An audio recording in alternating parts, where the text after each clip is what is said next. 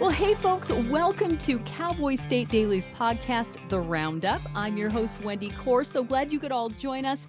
I am very excited about our interview today because we get to talk to one of Wyoming's premier artists, premier sculpture artists today. And his name is Chris Navarro. You have probably heard his name, but I'm telling you what, if you've not seen his large form bronzes, you are missing out.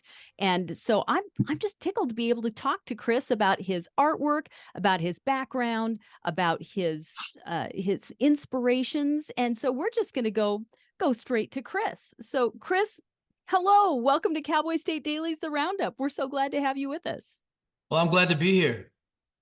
Chris, tell me a little bit about what it is that you are most excited about right now. What's happening in your life right now and in your work right now that you're excited about?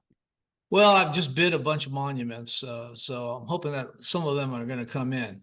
That's the thing about it, I'll bid a dozen monuments to hit one, but it's been that way the whole career. So, in the wintertime, I own a gallery in Sedona, Arizona. I've owned this gallery for 23 years now. My wife and I have built a home here too, so we winter in Sedona, Arizona. And I have a large studio here also, so I continue to make art here, and I still cast all my sculptures in Wyoming. I have two foundries that I'm using now. I'm using Cody, which is Coleco Foundry, and I'm also using Eagle Bronze in Lander, Wyoming. So all my bronzes are actually cast and made in Wyoming. But I wintered down here a few years ago, and I thought it's pretty tough to beat the winters in Arizona. And I like to rope, so I bring my Arizona is a team roping capital. Wickenburg, Arizona is. So I rope during the winter also. It's kind of my little bit of fun things I get to do. So I was a rodeo cowboy. I still got that in my blood a little bit. I still like to compete in roping. So that's what another reason I like to come to Arizona. But Wyoming's my home, and it's always going to be my home. Let's talk about that. You grew up here in Wyoming. Tell me about what did you not? I did not really grow up in Wyoming. I moved to Wyoming when I was 18. My dad was a professional soldier. So my dad is a veteran of Korea, World War II, and Vietnam. And so his life was in the military his whole career. He started out as a private and in World War II. And then when he finally retired, he was a lieutenant colonel. And he went through and put himself, got a college degree, and became he was in the Army and then transferred into the Air Force after Korea. He spent a year in Korea during the war, and he told me he'd see the planes flying above, and he said, I'd rather be up there than down here. So I kind of grew up everywhere. I mean, I was born on an air base. I graduated high school at an air base, and then I came to Wyoming in 1974. And I came from San Antonio, Texas. That's really where all my family's from. Both my parents were raised in San Antonio, Texas. And I remember I bought an old car for $250. It was a 66 Plymouth. Loaded everything I had in the trunk, and I drove up to Casper, Wyoming. Never even been to Wyoming before. And I started to go, and that's when I went to Casper College.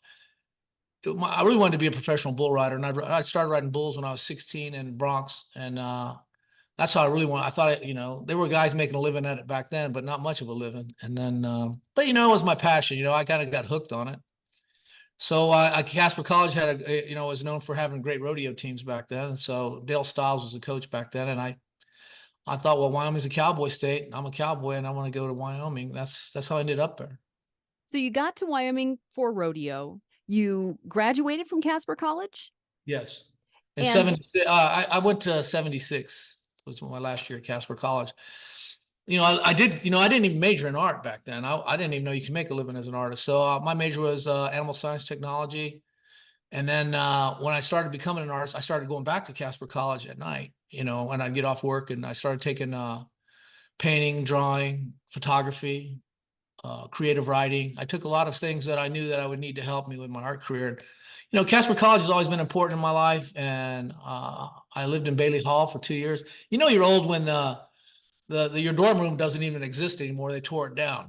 Oh, yeah. No, I know. I went to Casper College as well, and it hurts my heart when that stuff happens. But yes, I didn't even realize Bailey's gone anymore. And I lived my first 2 years in Wyoming there, and then I tried to rodeo for right after I got out of college. I rodeoed for 9 months straight, and that's all I did. And when I tell people when I quit riding, I was so poor I couldn't afford to pay attention. So I said, I So got to make a living. And my dad wasn't too thrilled about it, to be honest with you. So, I went and got a job working in the Wyoming oil field was booming back in 1977. So that's when I started working in the oil field. what was it that made you pick up a sculpture for the first and say, I think I want to try sculpting? What made you say, I want to pick up this piece of clay and transform it into something? Well, what happened is it was all by accident because, I quit rodeo and, riding rough stock and I thought something was missing in my life. And then I went to, I was living with a guy in his room. He was my roommate. And we went to, we were out hunting out by Lost Cabin, Wyoming. And he said his cousin was a caretaker for this sculptor named Harry Jackson. And he said, we're going to stop by there and eat lunch. So we drove in there and man, I was just blown away. He had a studio in his home there and he had all these beautiful art and Navajo blankets. He had a huge lever action, Winchester collection. And I mean, I was just walking through and going, man, this guy's got some amazing things. And then I saw this bronze that he had. It was called Two Champs. And it was a guy riding a bucking horse, a steamboat. It's a famous sculpture. It's called Two Champs, like I said. And I said, man, that's the most beautiful thing I've ever seen. I'd like to own that. And the guy told me, I go, well, it's $35,000. And this was in 1979. So, and I'm working in an oil field and I'm not making $35,000 a year. And I'm thinking like, wow, that's a pretty lot, man, but that's so beautiful. Maybe I could make me one. And art was always my favorite subject in high school. And it never even entered my mind that you can make a living. And I was seeing what a good living this guy was making as a sculptor. And I thought, well, I'd like to give it a try. So the very next day I went down to Godek's art store on 2nd Street. And I talked to John Godek first time I met him. He was a nice guy. And I said, I want to be a bronze artist and sell me all the supplies. And then I drove over to the Natrona County Library and I went to the librarian and asked her to give me all the books they had on sculpting. I took them home and started sculpting, made my first sculpture. That is a plug not only for local influences, but also for the power of libraries. Oh, I think yeah. that's And fabulous. I'm still a big fan of the Natrona County Library. I've done some things to help them. I helped design one of their mobile libraries, the artwork on it, and I've donated some work to help them because I went over there one time because before the internet, I mean, this is the library, and now the internet's changed things a lot. But back in 1980, there was no internet. So, and the library was so good to me down there. They would get like, if I wanted any book in the United States, they'd go get that book for me, and it was just, I kind of built a relationship with the director there and so some of the librarians. And I've always been a big supporter. That's one thing about Casper. We probably have one of the better libraries in the whole state. It's real fortunate that we have it there. I agree. It's a fantastic library there. You're talking about things, Chris, and I just want to stop and make a point about the fact that you give back. It is important for you to support the things that are important to you. And so tell me a little bit about ways that you have done that. I know that there's some sculptures that you've given to schools. There are sculptures that you have commissioned for people that Yeah. commemorate things that are the Sacred Heart of Jesus is, to me, a fantastic example of kind of giving back. Well, you know what? Casper's my hometown, and I wanted to leave as many sculptures as I can. So there's been a lot of sculptures that I've done at cost or less than cost, just to get them done. One that comes to mind is Spirit of the Thunderbird. We did that back in it was the 50th anniversary. So, Casper College was my alma mater, I guess. And Bill Landon, him and I went to college together, and in fact, he was our dorm room monitor. And he came to me after I did the Lane Frost sculpture. He said, Chris, you ever thought about, Casper College having their 50th anniversary? It'd be cool if we did something like a big sculpture. You got any ideas? And we sat down. So we went to Casper College, and they didn't have the money to make the sculpture. So I said, well, we'll raise the money by selling maquettes. The same thing I did for the Lane Frost. Because sometimes, I tried to I commissioned myself to do my first big public monument was since I was a bull rider, and the first sculpture I ever did was a bull rider. Lane Frost got killed in Cheyenne in 1989, and he was the 87 world champion, and he was only 25, and he was a legend, and he didn't do anything wrong. He just got in the wrong place, and that bull killed him right there in the arena. So my first idea was to build the Lane Frost Monument, and I did that in 1992. I started on that sculpture. I was 36 years old at the time, and it was my first big public monument, and I was excited about it. And then when I gave my presentation to the Cheyenne Frontier Days Rodeo Committee, they turned me down, and I said, "Well, I'll raise the money," and because I needed to raise about $150,000 back then, and I needed to make 150 small maquettes, which I ended up, it was an addition of 250, but that's just to break even, just to pay for the monument and the 150 castings. And, I always figured if I do these things, the money will come eventually. So that's how I did it. So I raised it. And next thing I know, that those maquettes all sold and took off, and people responded because, I was giving them a pretty nice something for their $1,000. You go ask people today, hey, give me $1,000. And they're going to say, yeah, okay. You say, hey, I'm going to give you this. I'm going to give you something that's worth $1,500, and you give me $1,000, and you'll get your name on the bronze plaque saying you're one of the people that donated it. And that's how it came around. Well, it was the first time I'd raised the money to do something like that. And then I did it again with Casper College with the Spirit of the Thunderbird. And we raised all the money by selling maquettes. We just a lot to the break-even point where we just had to have the money because, bronze foundry casting is very expensive. And so I also did that with the big Mustang in Natrona County at the high school. It's in the end zone, and both my kids graduated. My wife graduated from NC, so it's kind of cool that that piece is there. And then I did another piece that cost was the St. Anthony's Joy at St. Anthony's School. I mean, and I think I did the one with Matthew Shepard Memorial. It was, I mean, I didn't really. I mean, I need money to work and continue what I'm doing, but it's not the main driving force of my life. And now I've got those big sculptures, and they're always going to be in my hometown, and they're going to be there for a long, long time. Yes, they are. That's one of the great things about your sculptures, Chris, is that they are so visible to all of us here in Wyoming. You're talking about the Lane Frost Memorial. You're talking about, again, I come back to the T-Rex that you Yeah. did at Casper College recently. Your large form bronzes are so huge. One of the things that you and I had talked about last year, or maybe it was earlier this year, about the lighting that you're using and incorporating into some of your sculptures now, whether it's the Sacred Heart of Jesus, whether it is the T-Rex there at it's the museum there The Tate in Museum on Casper, the Casper Tate Museum. College. Yeah. Well, both of Tell me those, about that, because that's just fun. People well, I've only don't done do two. those things. I know I've only done two sculptures with light radiating out of them, and both of them were commissioned by a sweet little old lady named Mary Alice Tobin. She passed away right before I finished the third commission she had for me, and and she was, I mean, she's probably about 4'10" and just a nice. I mean, she wanted things done her way though. So the first time I met her, she was for the T-Rex sculpture, and she goes, I want you to do a dinosaur, and I want light to radiate out of it." And I thought, wow, a dinosaur. I said, well, I'm going to do a dinosaur. I'm going to do a T-Rex. And if I got to have light coming out of it, it's got to have negative space in it. And the only way I go, I'll make one half skeleton and one half flesh. And that's how I came up with that concept. It was all from her words, just mentioning to me, I want to do a dinosaur and the light's got to come out of it. Well, she liked that sculpture so much that when the next year she calls me and says, hey, I'd like to do one. I want to leave something to Casper, the city of Casper. And that's when she came up with the idea of the Sacred Heart of Jesus. She wanted me to do a big sculpture of Jesus with his arms opened up wide, blessing and welcoming the people of Casper. And she wanted light to come out of that. And that's why I came up with the Sacred Heart. And it's kind of cool to drive by it at night and see the light coming out of it. So that's, like I said, the two pieces I've done were both because Mary Alice Tobin wanted light coming out of them. And I thought it was a cool idea, and it was a challenge to make them that way. Plus, it gave them a unique twist that, not a lot of sculptures have light coming out. That's exactly what I was just going to say, is that you're kind of taking the traditional bronze sculpture and you're adding to it. You're making it yours and very specifically and uniquely yours.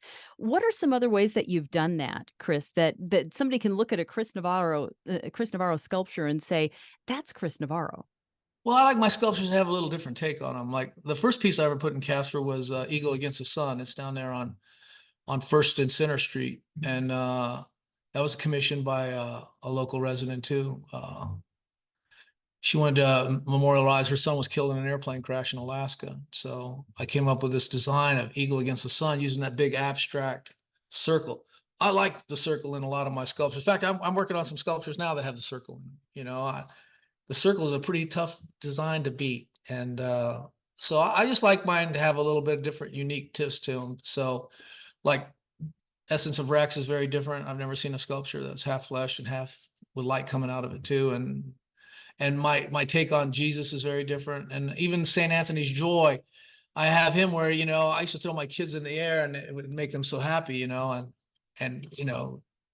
so it's called St. Anthony's Joy, and he's throwing baby Jesus up in the air like you do with your little kids, and he's catching him, because all the ones I'd seen of St. Anthony, he has the Bible and the lilies, and they're in the sculpture, but he's set them down on the ground while he picked baby Jesus up and thrown him up in the air. I like to have just a little bit of a different take on it. I even did a sculpture that's reversible. It's called Duality of the Bull and the Bear, and it's about the bull and the bear stock market. So one way you flip it over and the bear's putting it on the bull, and then you flip it back over and the bull's beating the bear up. So how do you figure this? I mean, that takes some engineering. Yeah, it takes a little engineering, but it's all imagination. I mean, I don't know how my mind works all the time, and I try not to overanalyze it. So sometimes these ideas come to me in my mind. Right now, I'm trying to do a monument here in Sedona. I submitted it for it's called Dreamcatcher. And the reason I came by, I was driving on my way back here to Arizona, going through Page, Arizona, and there's all these Navajos have little shops that they sell their jewelry on, and they had this great big one with maybe a 12-foot tall dream catcher, and there was two ravens sitting on top of it. And I'm driving by and I'm hauling my horses and I'm going about 70 miles an hour, and I go by and I can't pull over and stop. And I remember that picture, and I kept thinking about it. I go, that would make a really cool sculpture. So, never know how these ideas come to you. So I'm trying to do a monument of that. I mean, I'm submitting it and going to make a dream catcher, make it out of steel, and then put a bronze raven on top of it. Because, I don't know, that image kind of works together in my idea. You never know where these ideas strike you. Just like my wind turbine sculpture deal. I wish that's been a struggle, but most things in life that are hard to do are worthwhile. But I sure have got a lot of no's on that project so far. You just segued into where I was going to go. I was going to ask you about the wind turbine projects, and this is something that's got dual purpose. Not only are you creating a unique sculpture, you're doing it to recycle wind turbine blades. That's correct. So tell me a little bit about how you got inspired to kind of take that and run with it. Casper Star Tribune. They have a picture on there of a great big D9 cat. It was an aerial shot, and it's a pretty famous picture now because if you put it in there, and it shows this big D9 cat out at our landfill bearing these blades, and these blades are huge. They were so they cut them into 3 lengths, so they're like 40-foot lengths, they're about 120 foot long, the blades that they were burying out there. And I just saw all that material being just thrown away, and I thought. So I started researching. I said, man, that's a lot of material, man. I mean, maybe you could take that material and make some sculptures from it. So my mind started working like that. I started doing some sketching. Then I did some maquettes. And then I started contacting some energy companies. And I was thinking why don't you give me those blades? And, because they were spending quite a bit of money to bury them. And because I went out to the landfill and checked all those blades out, and they're already pretty much hammered and destroyed because they're just dumping them off flatbeds and throwing them on the ground and having a cat bury these blades. They're burying them in layers. So they have a lot of room out there, and now they've got, I don't know, acres of those blades buried out there. And those blades are never probably going to decompose that I can think of. So I thought, well, there's got to be a better way to do this than that. And that's what I came up with. Maybe I'll, make some sculptures out of them. So I couldn't think of anything. What's more powerful than taking something destined for the landfill and turn it into a beautiful piece of art? What are your concepts for these sculptures, for these large form sculptures? It's hard to do on a podcast, but we might be able to put those pictures into our video here too. Yeah, I'll send you some images of them. Well, the one that I've got to go ahead, and I'm trying to do it with the Platte River Trust, is Wind Cathedral. And that's where I'm just taking when they cut the blades, they cut them in like 40, 45-foot lengths. So I'm going to take 45-foot lengths, and I'm going to interlock them together at a probably a 45-degree angle. And you're going to be able to, it's going to be on the bike trail. You're going to be able to ride your bike and walk through them. And it's called Wind Cathedral. So it's a tier system where you go through. And the one I really wanted to build was the one after Stonehenge. I was going to make a replica of Stonehenge before it deteriorated, and it's going to be 108-foot diameter. I mean, I've given I don't even know how many presentations I've given on this, half a dozen at least. And I finally got a yes with the Platte River Trust, but then I'm still working with the companies, and then I'm finding out all these things about these blades. They don't want to give you the blueprints on them, and that's a problem. And then another problem is they're worried about some liability, and it's always difficult when you're working with a committee of 12. A committee of one is when I usually get things done. But Sure. I haven't given up on it. I'm still working on it. In fact, I've put a lot of time, money, and energy into this. I've made 5 bronze maquettes of the 5 different designs that I have. I have a Wind Lodge, I have Wind's Hinge, and then Wind Cathedral. And then I'm gonna try to do. I'll send you copies of all the designs I've got, but I've cast 4 of them into bronzes. So I've got one in my studio, one I got where the sun's coming up and it's like the rays of the sun. I mean, I think there'll be some great designs. You're not going to please everybody, that's for sure. But But you know what? You got to do what's in your heart. And I wish my intuition wouldn't have got a hold of me on this one, because it's been a real struggle, to be honest with you. It's been a lot harder struggle than I thought it'd be. I thought, well, these people say I'm going to take care of get rid of some of their blades. They won't have to pay to bury them. Maybe I'll build something cool. But it seems like I don't know. When you're an artist, you got to deal with a lot of no's in your life. You got to deal with a lot of rejection, and I've always tried to make rejection work for me. So, like I tell people, just because you say no doesn't mean I can't do it. It just means I can't do it with you. that's right. That's awesome. Excellent.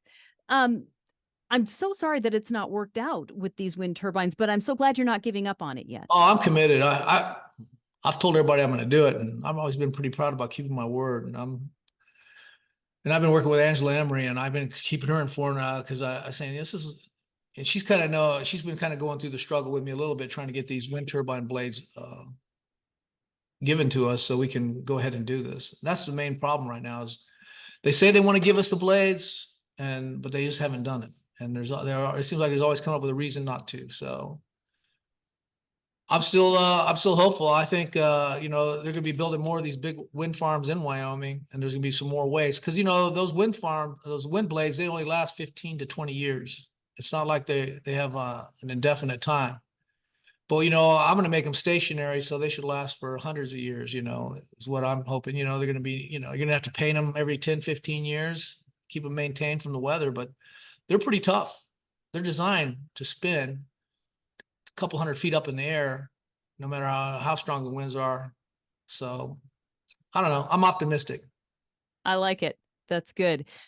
You've done so many different types of media. You've mixed media. You're wanting to mix the wind turbines with the bronze. You've mixed bronze with steel. Where do you see your next project? I know you're talking about Sedona. You're talking about the Dreamcatcher. What are some of the things you have to have a whole list of ideas in Oh, your head of? I know it. I've got enough ideas probably to keep me busy for the next few years for sure. The problem is, I've been doing this full time. I'm going to be 38 years now, and I'm going to be 68 next month. So I don't know how much physicality, building big sculptures. I spent a lot of time on scaffolding and ladders. And every time I'm in one of these, I go, man, I just don't see the end in sight real quick. But months later, it slowly comes in. It's just like, how do you begin a journey of 1,000 miles? You take the first step, and that's kind of always gets you through it. And the thing that's so satisfying about doing big monuments instead of like tabletop sculptures is that that it's going to be out in the public for everybody to see. And the great thing about bronze, it's going to last. I mean, they have bronzes that are 5,000 years old that were made in China, and to know that my bronzes are going to be around 5,000-10,000 years from now, that's pretty inspiring. Keeps me That wanting to is do more, because I could retire right now if I wanted to, but I don't want to. good. We don't want you to. We I don't don't want you want to. to. I think Tell you us. retire. That's when you get old. Yes, you're right. Give us just a glimpse into the process, start to finish, from the first time that you hold the model in your hand, the blank piece of clay in your hand, to the finished bronze. It's been to Coleco Foundry. It's been to wherever you're going to have it done, to Well, where usually what it's happens, mounted. Well, how long does it take? well, usually I try to do one monument a year because they take a long time.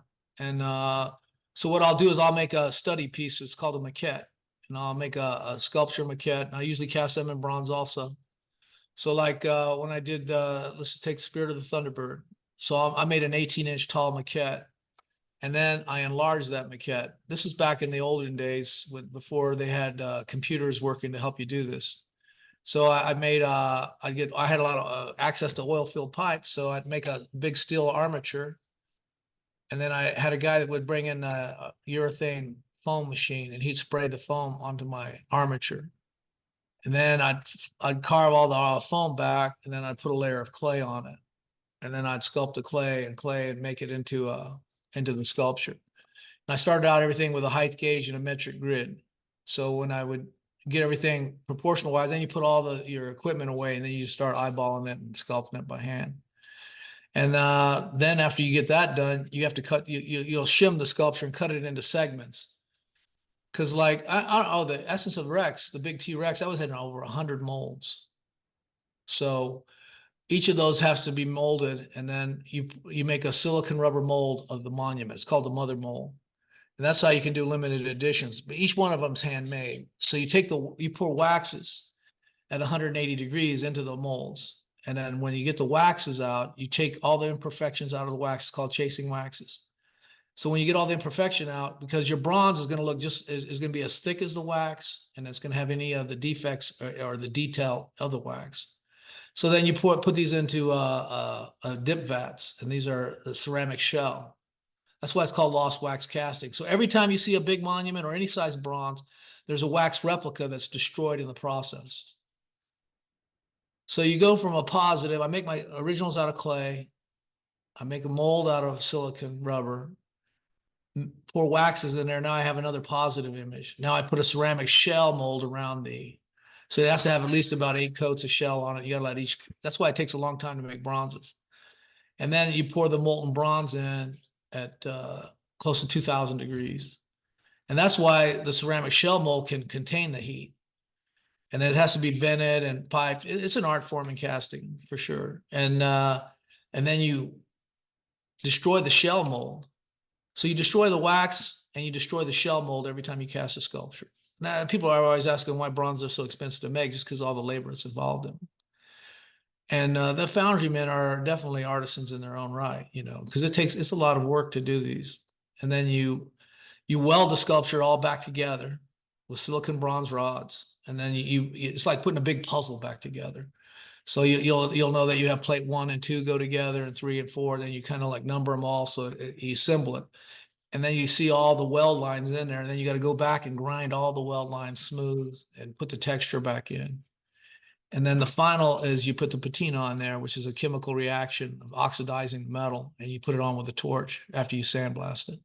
And then you have your finished bronze. It's just that easy. It's that easy. That's fascinating. I think for anybody who has not seen the process, I've been fortunate and have been to Coleco Foundry and seen the process in the various stages. So I've had a I have chance a to see. video out on it that shows the process. In Oh, fact, very good. I have a YouTube channel. I probably have 140 videos. That's another thing. You got to wear a lot of hats when you're a sculptor. I do my own photography, my video work, do my narration, I do my writing. I create, I kind of, the best way to show sculptures on the internet is really with video. So Mhm. I rotate those sculptures while I'm talking about them, and people can see them from all angles. That's the great thing about sculpture. It's 3-dimensional. It's like life, it's not like a painting. And there's another great thing about it is bronze is very durable, strong metal. In fact, I've had several of my sculptures be in house fires, and the sculptures have survived when everything's been burnt to the ground. And the sculptures needed new bases. It needed to be repatinaed and sandblasted, but the basic sculpture was still there. It was still salvageable. And it's a legacy. Chris, we're running out of time here, but this has been a fascinating conversation. Tell us about your website and where we can go to see your videos and to see the process of what you do to create these amazing works of art. Well, I have a pretty good website. It's called chrisnavarro.com. I first got my first website back in '96, so I've been in the website business for a bit. And I've got a YouTube channel. It's just Chris Navarro Studio. Uh, and I've got, like I said, I got 140 videos that I've made on there. And I've written 4 books also. And my books are at the Natrona County Library. There If you don't you want to go. buy one, you can go check one out. That's great. Chris, thank you so much for your time. We are anxious to see what you have next coming up. And so we'll keep an eye on your website and on your YouTube channel. I'm assuming you got Facebook and everything as well. Oh yeah, Facebook's good. And I wanted to talk about one more thing because Casper is my hometown. I've got 16 outdoor sculptures in Casper as of today. I hope to put another dozen up before I leave this world. And if anybody's interested in having another sculpture and wants to work with me, especially in Casper, I'm kind of bending over backwards to make sure that these get done. So contact me. I'd love to make some more sculptures. And I've got 10 large pieces that are limited editions. And I have that's one of the reasons I have my gallery in Sedona. It's a huge, I have a good sculpture garden. So I got like 9 big pieces out in front of my gallery in Sedona. And I'm in other galleries in Wyoming. I'm in the Bighorn Gallery in Cody, Wyoming. I'm in DeSelm's Fine Art in Cheyenne, and I'm in Mountain Trails Gallery in Jackson Hole. Well, we know where to find your work then, for sure. Yeah, it's been great talking to you. I really appreciate it. I appreciate it. And so do our listeners and our viewers here. Chris, thanks so much. And please keep that artwork coming. It's inspiring and it's really, truly Wyoming. Well, I plan on doing this until I can't do it no more, probably when I'm dead. So. Well, we hope that's a long time coming. I do too. Thank you, Chris, very much. And folks, thank you for tuning in to The Roundup, a Cowboy State Daily podcast. We're sure glad that you tuned in this week. Stay tuned. We will have another great guest next week. Check out cowboystatedaily.com. Sign up for our free daily newsletter at cowboystatedaily.com and get all of the great stories and people coming right to your inbox. So thanks a lot, Chris, and thank you folks for tuning in. Take care. See ya.